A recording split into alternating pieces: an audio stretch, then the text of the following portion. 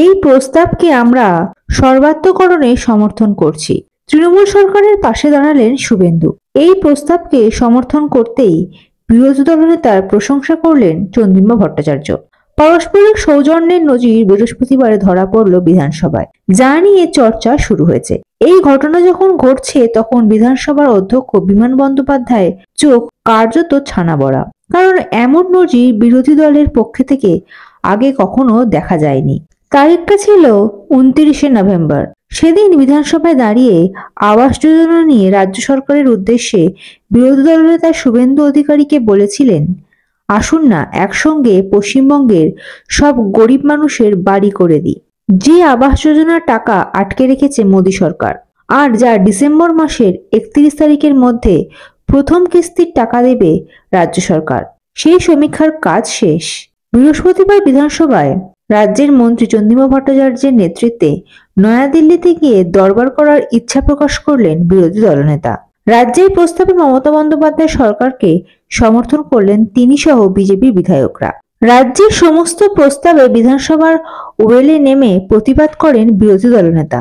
এই রাজ্যে নানা ইস্যুকে রাজ্য সরকারকে কড়া ভাষায় আক্রমণ করেন, আবার বিক্ষোভ বয়কটের রাস্তাতেও হাঁটেন। তবে বৃহস্পতিবার দেখা গেল অন্যরকম ছবি। এই বিধানসভাতেই শাসক বিরোধী এক সুর। রাজ্য সরকারের প্রস্তাব কলকাতা ইউরোপ সরাসরি বিমান পরিষেবা চালুর ক্ষেত্রে কেন্দ্র যেন বাধা হয়ে না দাঁড়ায়, অনুমতি যেন মেলে। রাজ্যের ওই প্রস্তাবকে সমর্থন করলেন বিরোধী দলনেতা শুভেন্দু অধিকারী।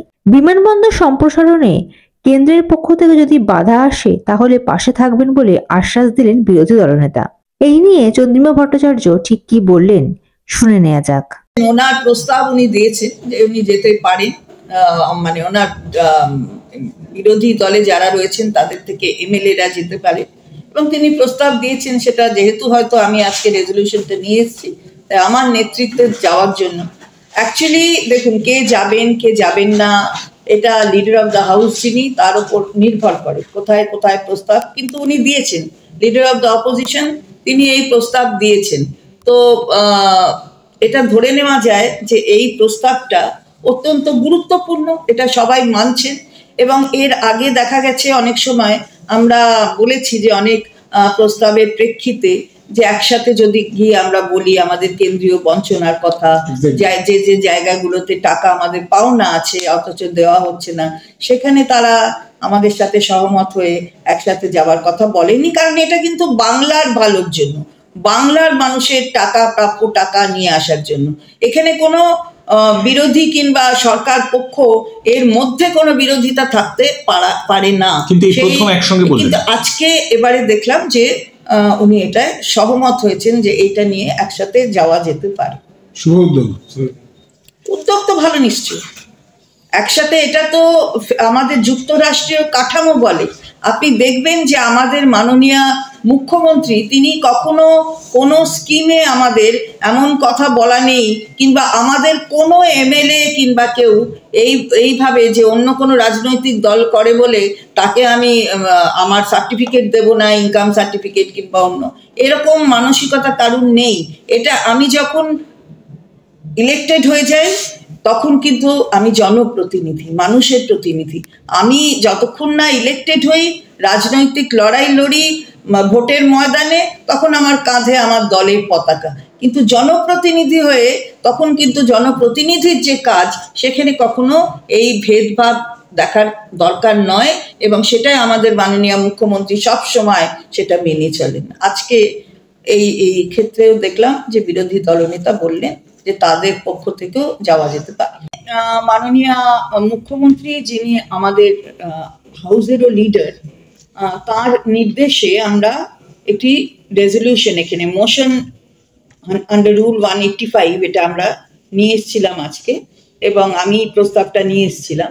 তো সেই প্রস্তাবে আমরা যেটা বলতে চেয়েছি যে এই কলকাতা এয়ারপোর্ট, এখান থেকে এটা যে ইন্টারন্যাশনাল এয়ারপোর্ট, সেই ইন্টারন্যাশনাল এয়ারপোর্ট থেকে ডাইরেক্ট কানেক্টিভিটি কোথাও ইউরোপিয়ান কান্ট্রিজ অথবা ইউনাইটেড স্টেটস অফ আমেরিকার বিভিন্ন জায়গায় সেটা নেই। এটা আগে ছিল, এবং এই এয়ারপোর্ট কিন্তু 1924 সালের, এবং আজকে আমরা 2024-এ দাঁড়িয়ে এই 2024 মানে 100 বছর হয়ে গেল, এইটা 100 বছর। তো সেখানে দাঁড়িয়ে আজকে দেখা যাচ্ছে যে চলে গেছে অনেকগুলো এয়ারলাইন্স, তারা চলে গেছে, তারা আগে এখানেই ডাইরেক্টলি তাদের ফ্লাইট ছিল, ডাইরেক্ট ফ্লাইট, যেটা ইউরোপিয়ান কান্ট্রিজ এবং ইউনাইটেড স্টেটস অফ আমেরিকার বিভিন্ন জায়গায় যেত। তো এটা যদি করা হয় তাহলে এখানকার যারা মানুষ, যারা বিদেশে যান অথবা বিদেশের মানুষ এখানে আসেন, তাদের পক্ষে সুবিধা হবে। কারণ বিদেশের বহু মানুষ তো এখানে, যেমন দুর্গাপুজোর সময় আমরা দেখি বহু মানুষ আসেন এখানে, ট্যুরিজমের বিভিন্ন ক্ষেত্র আছে, তার জন্য আসেন, ব্যবসার জন্য আসেন এবং আসতে পারেন। তাদের এটা আগে স্টপ ওভার ছিল, মানে এই এয়ারপোর্টে এটা স্টপ ওভার করে অন্য জায়গায় লোকে যেতেন। এখন স্টপ ওভারটা এখান থেকে উঠে গেছে, যেহেতু এই এরা এখানে এই এয়ারলাইন্স গুলো বন্ধ করে দিয়েছে। Bureau report, ND Bangla news. সবার আগে সব খবর, সঠিক খবর পেতে ফেসবুক পেজটি ফলো করে এবং ইউটিউব চ্যানেলটি সাবস্ক্রাইব করে রাখুন আর শেয়ার করতে ভুলবেন না।